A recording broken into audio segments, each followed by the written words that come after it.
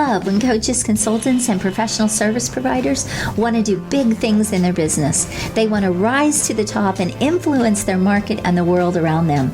They want to have a greater impact and make a more lucrative income. Well, if this is you, welcome to Expert in You podcast, the show where I interview other experts and coaches, consultants, so that they can share their success strategies with you. We're going to talk about marketing and how to close more sales, how to get more premium clients, and how to really build your visibility in the market and scale your business like a boss. If this is you, welcome to the show. I want to ask you to subscribe and hit the notification bell right now so you don't miss one episode. Grab your coffee and buckle up because we are ready to give it all to you to help you become the expert and get paid as the expert that you are. Hi, everyone. I want to welcome you back to another episode of Expert in You podcast. I'm your host, Ann Carden, and I cannot wait for you to hear from my guest, someone that I've known for a very long time. I was on her podcast. We'll talk a little bit more about that, but I have Kiri Mohan with me today. And Kiri helps women who have a background in the corporate world find freedom and fulfillment by becoming an online freelancer. So I can't wait to dive into this. Her corporate to contract course and courses guiding women starting or growing their freelance business to set them up for success, get payment equal to what they were earning in their corporate job, and learn how to stand out in the online world. Kiri believes that there is a way to have a career, a flexible schedule, and get paid what you deserve. Kiri, you and I are on the same page there. When not working on her courses or leading women, she is podcasting. Her podcast is called Her Balance Hustle Podcast. All right, Kiri, welcome to the show. I'm super excited to have you here. It was so much fun being on yours. I knew I had to have you on mine. Well, thank you so much for inviting me, and I'm excited too. Yeah, so let's go back a little bit and tell everyone how you got into helping women basically become online freelancers and build a business online. How did you start that? How did you get into that? Yeah, so I guess we'll have to go way back, actually not that far back, probably 10 years ago. I ended up feeling really stifled in my own corporate job. I had a lot of doctor's appointments. I was unfortunately going through pregnancy issues. And anyone who goes through pregnancy issues knows that there's a lot of appointments. And I just felt unsupported in my work. And I started looking up work from home jobs as an executive assistant. And I stumbled upon being a virtual assistant, just totally out of the blue. I was like, what is this? This sounds interesting. And I go into it and I say, oh, no, that's not for me. I can't be a freelancer. That's essentially what it was, freelancing, finding your own clients. And I just said, that's so scary. I like my steady paycheck. No. But it kept lingering in my mind. And as the doctor's appointments were growing and I couldn't really talk to anyone about what was going on, and I started worrying about job safety, I decided to give it a shot. And it became an obsession. So I was able to quit my full-time job within 9 months. And then I was able to replace my salary within a year. And then within 3 or 4 years, I just kept having people ask, how are you doing this? You're only working 20 to 25 hours a week. And I would like to say, thankfully, by then I did have a child and that worked out and I was able to spend time with her. How are you only working this part-time schedule, but you seem to be doing so well financially? And then it just kind of went from there, right? It was like, oh, I'll take you on as a one-on-one client. And then it kind of grew to why don't I make this a course or some kind of, I call it corporate to contract core, which is all my learnings on how to become a highly paid freelancer, right? Premium service freelancer. And then from there kind of grew into the collective, which is my group coaching. So it was a very organic step-by-step process that grew and grew and grew. I love it. And this is really, just for everyone listening, this is a great evolution of a business. So first she did it. She became very successful at it. But then you learn, then you do. And then your next step, and this is what a lot of people don't understand, your next step and your next level is to teach what you've learned to other people. That's part of the highest level of income that you can make and earn, because there's so much opportunity around that. People are wanting to do what you've done. And I think a lot of people stay in the role that they're in, and they don't look outside of that and say, okay, how can I turn this into something even more bigger and impact even more people, and not just be a doer. So I love that you figured that out and you did that for yourself. And so you and I are very aligned in that way. What was that first freelance job basically that you did for yourself? What was that? That was actually a temp job. I had a client who was coming to America for Burning Man, and he wanted to work with someone in America. He was from the UK, I think. It's been a while now, but yeah, I think he was from the UK, and he wanted someone in America. So if there are any problems, having someone in America would be a lot easier than trying to contact someone in his home country. So for the month of August, I worked with this guy finding stuff for Burning Man for him, cars and outfits and all these weird things. And that was the first one. But I learned a valuable lesson from that because I almost lost him. I lost a deal, basically. And then I suggested a trial run of like a week to see if I could fulfill what he needed. And he agreed. And that taught me a lesson of like, okay, maybe I should start offering trial runs more often. And so then I started doing that. And I got another client within a month and a half, which was someone who was leaving and referred me. And then organic marketing. I got all my clients were applying to freelance sites or organic marketing. So I really built it. Like I knew nobody in my network who wanted to work with an executive assistant, like a freelance executive assistant. So how many hours, if you don't mind us going back to that very first client, because I think this is important for people to kind of know, okay, what can I expect when I start? What am I looking at? So if you think about the time that you were investing in that particular client, and then do you mind sharing like what you were making with that client? I've shared so many times what I made with my first clients is so embarrassing, but it gave me the runway to really build some results and do some bigger things. So I would love for you to share that if you would. Yeah, I think so.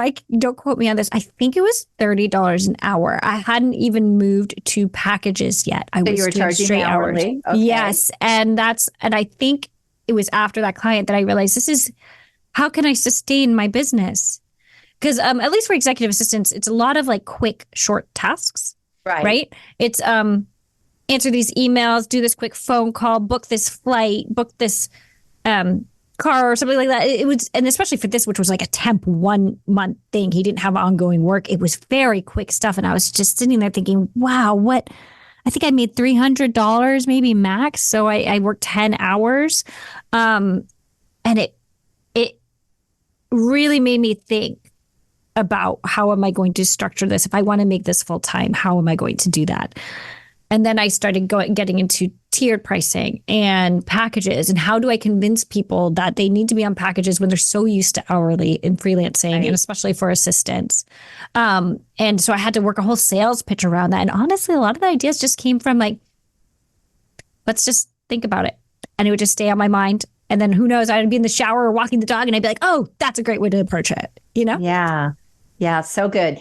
So true. And I think a lot of times, and I love that you really figured out fast, the hourly thing is not going to be sustainable. And that really talk about a time for money model.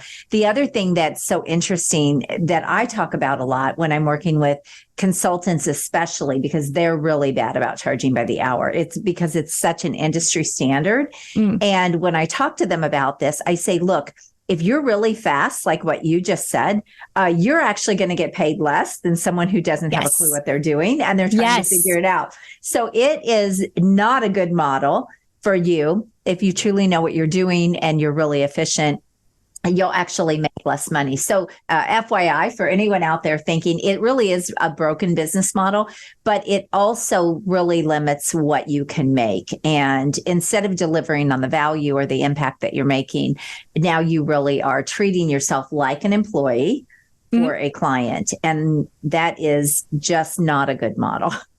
Correct. I absolutely agree. Right. And in my coaching program, the same thing. I work with my students to learn how can we structure this so that you are getting paid, per engagement in a different way, right? Yes. Even if because like the copywriters that come through, they're very much like, but I have to charge per word or per Because that's what they, because that's the industry standard.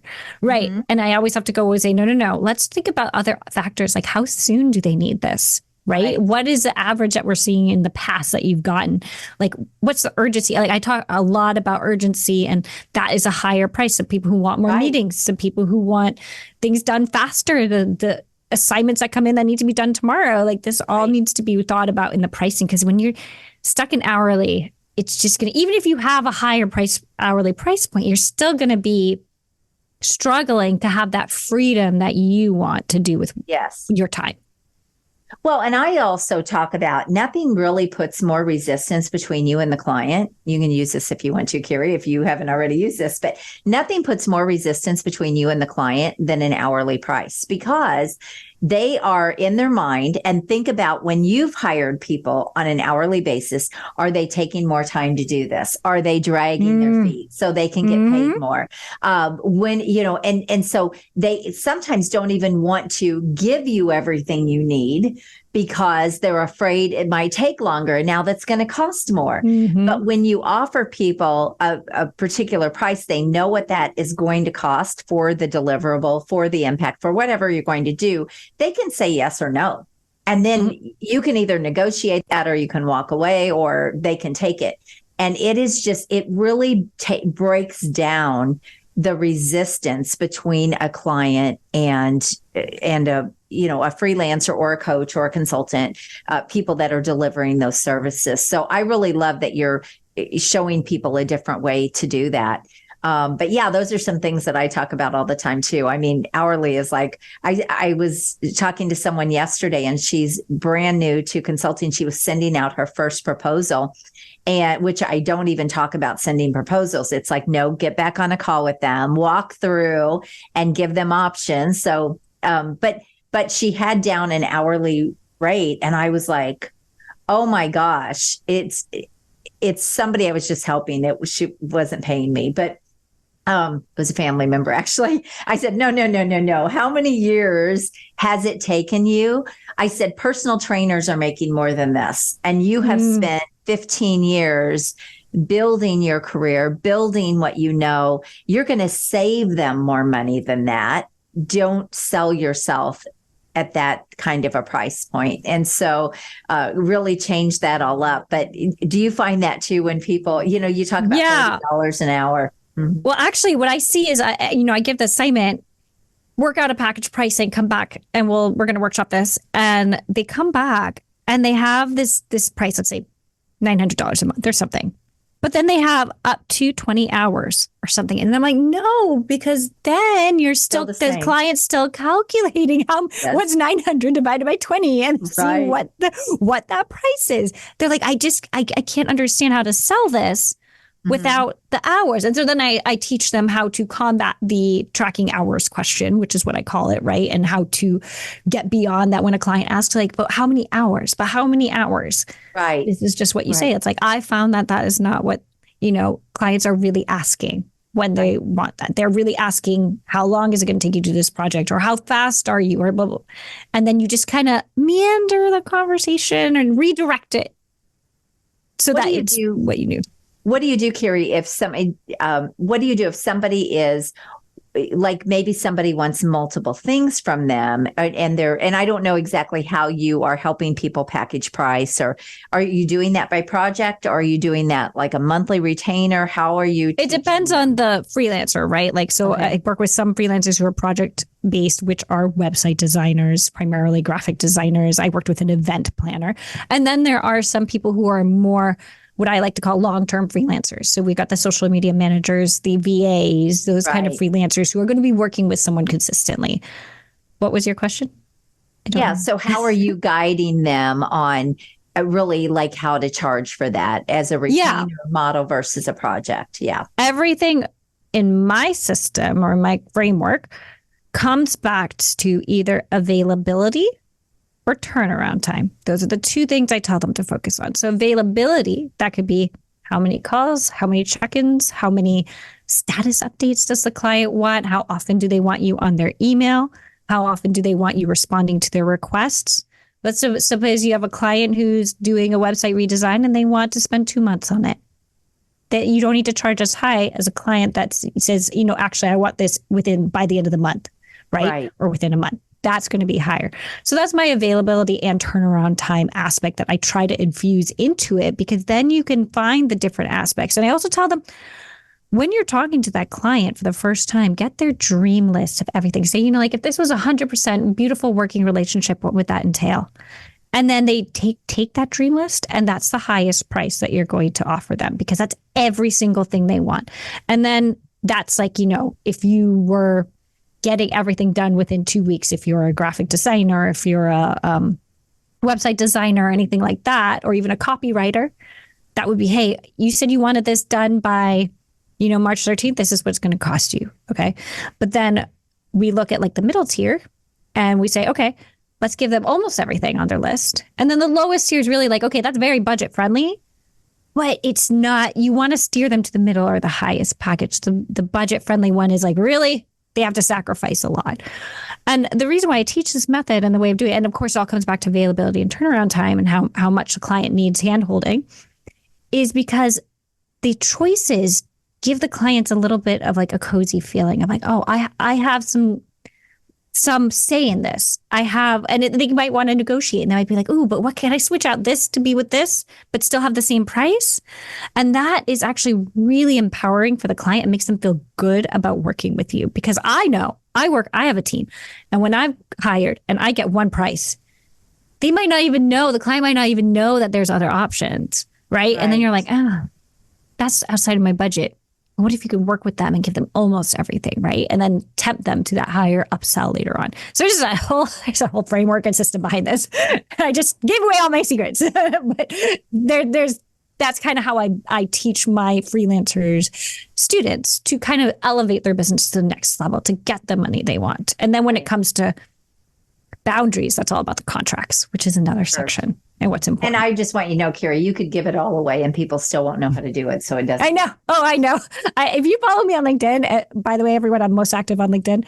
I give away so much information, so many secrets. But we all do. I know. I hold nothing back. It's so funny. I was on a podcast the other day and she was literally getting my step by step details of how I help people, build virtual events, 6-figure virtual events. And I just thought after I got off, okay, I really gave away the store on that one. But, the reality is it's not going to matter, because at the end of the day, people still they don't know how to implement. And there are still going to be things along the way that will come up that they won't know how to maneuver or navigate. So, it's so good. So what is your framework, Kiri? Because I do believe that we should be transparent and, hey, this is what we do. This is exactly how we work with a client. What is that framework that you talk about? Well, the framework is really how to take your corporate past background, or sometimes even present if you're still working a corporate job, and transform that so that you are a highly paid freelancer. You're not entering the freelance world making $30 an hour or less, or $15 or $10 an hour, as some freelancers do. Like, how do you take that? Because I think what I teach with the corporate background is often like the clincher to sometimes getting higher paid clients. And I go into how to, I don't want to say I talk about the ideal client.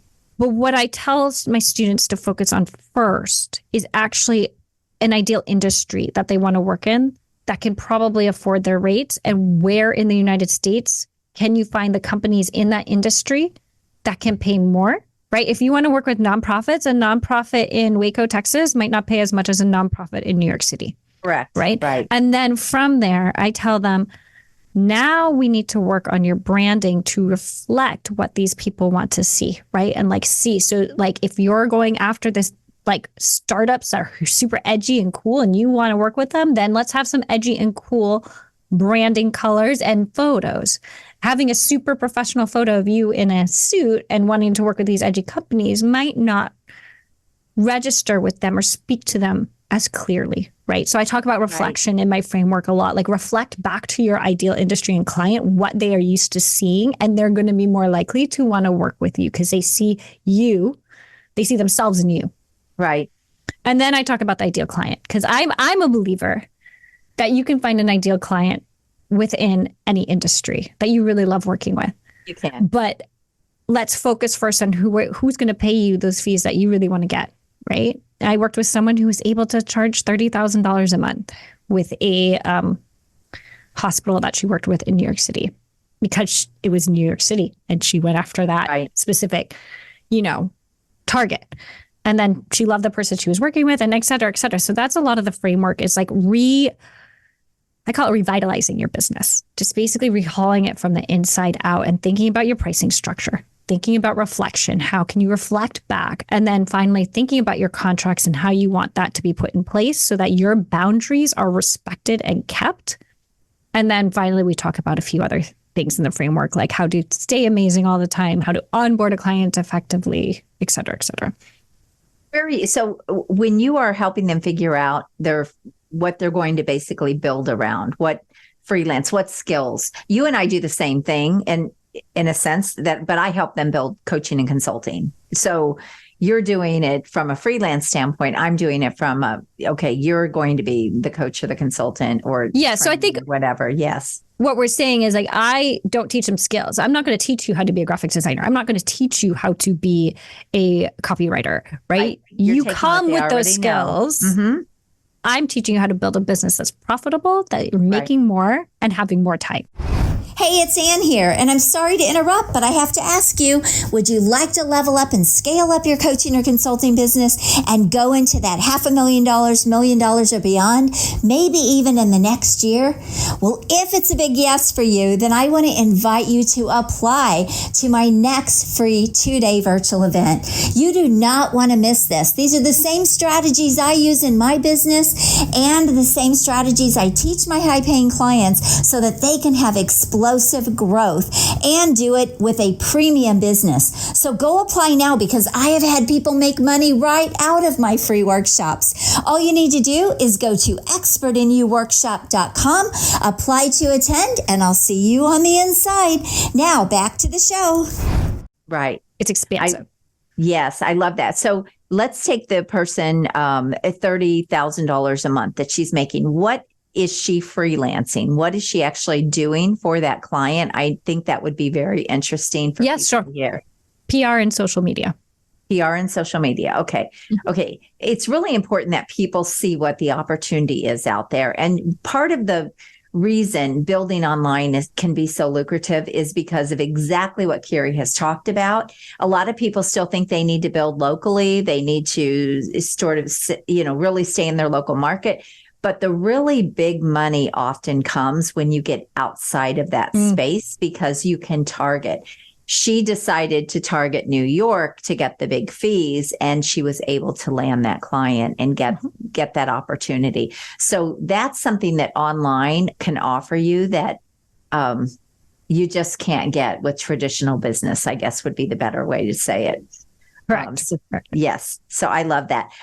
So Kiri, if someone comes to you and they're just unsure about what they should be doing or how they can turn that into a business, what kind of mindset work do you have to do with them to really get them to not think employee anymore? Because we know there's a difference in employee and entrepreneur. How do you shift that? Getting them to take action, getting them to implement, getting them to really own the value that they can bring to the market. What is the process you have? Because that's something that I have to take people through. That is an interesting question because I don't work with many people like that. I have an application process for the group coaching, and for private coaching, I spend some significant time on the phone to see how committed they are. Right. So them thinking about their value, it's usually more like, I know I can be making more. The mindset is usually like, how do I get to that point? Like they know that their work is good. Usually it's just making that leap and being confident, I guess, is more that they are worth that. And so we talk a lot about contracts and sales calls. Like, so especially if it's a private client, I spend a lot of time practicing sales calls until they don't stumble, until they're able to say what they want and feel like they can walk away if it's not exactly aligned, right? And then we talk a lot about contracts and looking at the contract even maybe before you sign on the client, because that helps cement in your head, this is what's important to me. right? Like I'm going to be making sure that I'm not working after 3 p.m. every day. Right. Or I'm going to be only working these certain days, and they have to understand that, right? Like you can build a lucrative business. You're only working 3 days a week. Yes. Right. And 100%. People seem to be mind blown at that, right? Like, no, you can do that. Like you have to, I also teach them how to weed out their own clients better, right? Like have an inquiry form on your website, ask them these right questions, and you can start gauging what kind of client they're going to be, how much money they have, what, like, are they chill? Are they more strict? What are they looking for? Are they going to be crazy? Are they a red flag client? Like I teach them how to ask the right questions too, so that we're automatically kind of weeding out people who might not be a good match. Yeah, so good. So Kiri, what should someone know if they're thinking about working with you, or they're thinking they might want to do this? What are some things that you would like them to know before they jump in and book a call or take that next step? You have to be ambitious. Mm-hmm. You have to be ready to go all in and focus, and also realize that I'm understanding. I do go at their own pace if it's a private client and not a group coaching. I was going to say, how long do you work with your clients typically to get them like results? to do, for the private ones, I like to do a minimum of 12 sessions. Now, it does not have to be 3 months every week in a row. I really believe that, because I came from a place when I was working with my business coaches, the best ones in my life, I was only working 3 to 4 days a week. And I had my child at home sometimes, and I had clients, and I was busy. So I come from a place that says, okay, you get 12 sessions. If you're a private client, we're going to do this how you want it. Do you want it only once a month? Okay, fine. You might not see results as quickly. You have to be aware of that. Do you want it every week and go full throttle, or do you want to go every week for 1 month and then take it? I'm pretty flexible with private clients because I can work around their schedule. But the people that come on are definitely ambitious. I love working with ambitious women who are all in and say, I know something needs to change. Help me change it. So those are definitely the qualities that I like. I like if they have that corporate experience in some of their background, that they've worked in offices before, and maybe they understand that environment. And I can take, because one of the things we do actually is we go online and we look for job openings in their field, and we take that lingo and that language and we put it into their webpage. We put it into their sales opportunities, into their flyer, one-page flyers, whatever we need. So that's something I like to do with them a lot. And then we say, are you this? Are you that? Oh, okay. So the corporate background, I mean, that's kind of the core foundation of my business. So corporate background, ambitious. I really like working with women. I do take on private men clients occasionally, but I do definitely have more of a different process to make sure we're a good fit.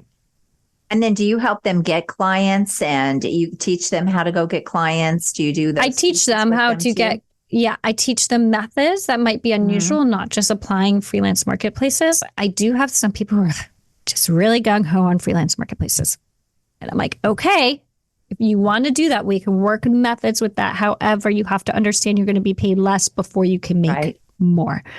You can't out off the bat, like usually through organic marketing and direct cold DMs and stuff like that, you can come in with your own price. But with freelance marketplaces, we're going to start lower. And I did have one person who really just her niche she wanted to be very good on Upwork. And I was like, it's possible. We can do it. But most of the time we work on cold DMs. How do we get someone to respond to cold DM? How do we get someone to actually book time with you to a cold DM? How do you become super fans of people and get them to really notice you on their social media base, so then they're more likely to talk to you when you want to see if they're interested in working with you, right? We work on revamping their social media profiles to attract the right client and stuff like that. So there's a couple other methods in there too that I teach them how to find clients. And if I see something that comes up, I will obviously recommend them and say, hey, did you see this? Someone's looking for X. You should apply. And how long do you typically work with them? So if a client comes into, let's say, your group or your course, what's the time frame that you are with them and when they can expect results? So the course is self-paced, but I do have a monthly Q&A. So people do get access directly to me that they can come join. So the course is basically you're on your own. It's just everything I've learned that's in there. So if you don't want to pay for private coaching or pay for group coaching, then you can buy the course and do it on your own time. The collective groups depend. Generally, they're 10 weeks. I'm thinking of doing an accelerator and shorting it to doing a 4-week. And then occasionally I do also the daily workshops where I'll do a daily coaching for a day. And we'll pick and choose. I'll usually do 4 items that we'll workshop and I'll coach people through. And it's just a 6 to 7 hour session. Okay. All right. Very good. This has been great. So tell us a little bit about your podcast so people can go subscribe to your show. Yes, I know you want to talk about that. So let's dive into that. I do. I want you all to listen to it because it's so good. It's just like Ann's, kind of. It's a little different. So it's called Her Balanced Hustle. And I interview female entrepreneurs who have grown and scaled a business and how they manage to also keep their personal life at the same time. So it's all women. And a lot of these women have made over 500K, over 7 figures. How did they do it? And what are the steps? What are their hiring advice? What were the best and worst, business investments they made with their business money? We talk about time management techniques. How do you keep on track and get everything done? And I've learned some great things from that. And then above all, how do you also manage that personal life? Is that possible when you're a woman entrepreneur? And how do you do it? I mean, you had a great story with the dolls and whatnot. So it's all focused on that so that other people can get advice for free, implement it, and learn from it as well. So Her Balanced Hustle. There's a new interview every Tuesday. Awesome. And we will put those links in the show notes too. Kiri, this has been so much fun and I could talk to you forever, but how can people reach you? What's the best way for them to reach out to you if they are wanting to do this? Yep. So you can find me on LinkedIn, Kiri Mohan. I'm the only one. I'm very active there. You can also email me at hello@corporate2contract.com. My website is corporate2contract.com, and that's the number 2. And we will put all those links in the show notes. So, Kiri, it was so much fun having you here and talking to you again. And I just appreciate you so much and love everything you're doing. We need to be building women up. We need to be getting women into better places financially. And so I just love it. I love what you're doing. So thank you so much. Thank you. All right, everyone. Thank you for joining us for another episode. Make sure you subscribe to the show and also share it. I always say sharing is caring. So when you subscribe and you share, that gives other people the opportunity to hear these amazing guests that I have on and really learn and grow. And all of these people that I have on are doing phenomenal things out there in the business world. And I just believe this show has so much value to offer. So share it. And until next week, go rock your business. God bless you. Have an amazing day. Bye-bye. If you've enjoyed this show, then I want to invite you to check out a free automated webinar where I show you how you can bring in ultra high fee clients for $25,000 to $125,000 or even more. I show you how you can do this maybe even in the next 7 to 60 days. So if you want to check out that free webinar, just go to expertinyouaccelerator.com and I'll see you on the inside. You have an amazing day, and until next time, God bless you. Go rock your business.